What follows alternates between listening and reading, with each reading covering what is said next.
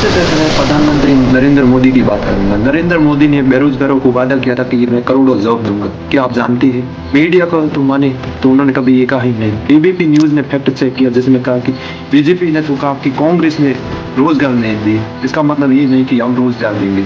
ये बीजेपी चुनावी वायदे के तौर पर कहीं कभी देश को हर साल 2 करोड़ नौकरी देने का वायदा नहीं किया। इसीलिए मोदी सरकार पर हर साल 2 करोड़ नौकरी न दे पाने का आरोप झूठा साबित हुआ है। क्यों एबीपी न्यूज वालों ये बताओ कि ये किस पार्टी की पॉलिटिकल कैंपेन है? युवाओं को बेरोजगार रखने वालों जनता माफ नहीं करेगी। चलो हालात बदले, देश की सरकार बदले। दोस्तों ये एड बीजेपी हरियाणा ने चलाई। पिताजी ने हमेशा पढ़ने को बढ़ावा दिया पर नौकरी ना मिली। विकास हो तो ही नौकरी निकले ना। अब जाग उठा है हरियाणा। आज का फैक्ट क्या है दोस्तों, आपको बताएं। मुझे कहते हुए बहुत दुख हो रहा है कि इन्होंने हरियाणा को बेरोजगारी में नंबर 1 बना दिया। दिसंबर 2022 के CMIE के डेटा के अनुसार हरियाणा में अनएम्प्लॉयमेंट 37.4% पर है। यानी कि सबसे ज्यादा अनएम्प्लॉयमेंट यहाँ पर है, क्योंकि यहाँ की बात नहीं है। नरेंद्र मोदी ने जगह जगह पर जाकर जॉब्स का वादा किया। ये 8 साल पहले की क्लिप देखी। हमने मेक इन इंडिया का विनय अभियान चलाया है और नौजवान अपने ही इलाके में रोजगार कमाए ताकि शाम को अपने माँ बाप के पास जाकर के बैठ सके। न्यूज चैनल वालों को ये 7 साल पुरानी क्लिप भी देखनी चाहिए जहाँ पर नरेंद्र मोदी ने 1 बिलियन नौकरियों की बात कही। Aim is to create jobs for more than 1 billion young hands. हमारे ये टीवी न्यूज चैनल वाले सारे या तो बेरोजगारी की बात करेंगे नहीं, अगर करेंगे तो पूरा खून पसीना बहा देंगे सरकार की इमेज बचाने के लिए।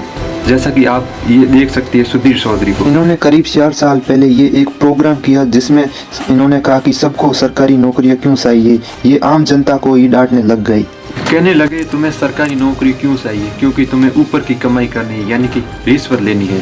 सरकारी नौकरियों की चाहत के पीछे एक बड़ी वजह रिश्वत भी है। सरकारी नौकरी में अगर पैसा कम भी हो तब भी कई कर्मचारी रिश्वत लेकर अच्छा खासा पैसा कमा लेते हैं। और 2019 में हुए एक सर्वे में हर 2 में से 1 भारतीय ने ये माना कि उन्होंने अपना काम करवाने के लिए किसी न किसी सरकारी कर्मचारी को रिश्वत दी थी। यानी सुधीर चौधरी सर के अनुसार नरेंद्र मोदी का नारा न खाऊंगा न खाने दूंगा। और मेरा तो मंत्र है न खाऊंगा न खाने दूंगा।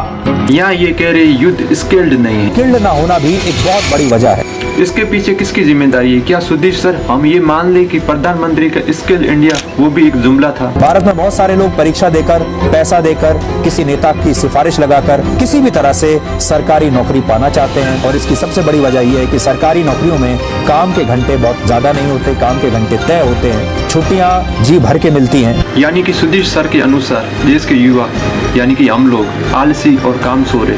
सुधीर चौधरी से बात करते हुए नरेंद्र मोदी ने कहा कि पकोड़े बेचना भी एम्प्लॉयमेंट का एक तरीका है।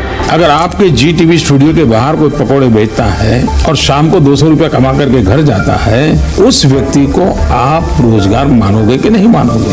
तो हो सकता है सुधीर सर एक नया शो बनाए ये कहकर कि सबको सरकारी या प्राइवेट नौकरी क्यों चाहिए, आखिर खुद का धंधा क्यों नहीं सेटलमेंट कर लेते। अब ये बात ना मत माने, क्योंकि अगर ऐसा है तो एम्प्लॉयमेंट प्रॉमिस करती क्यों है सरकार? सरकार के पास कैपेबिलिटी नहीं है सरकारी नौकरियां देने के लिए, तो इतने बड़े वादे क्यों करती आखिर?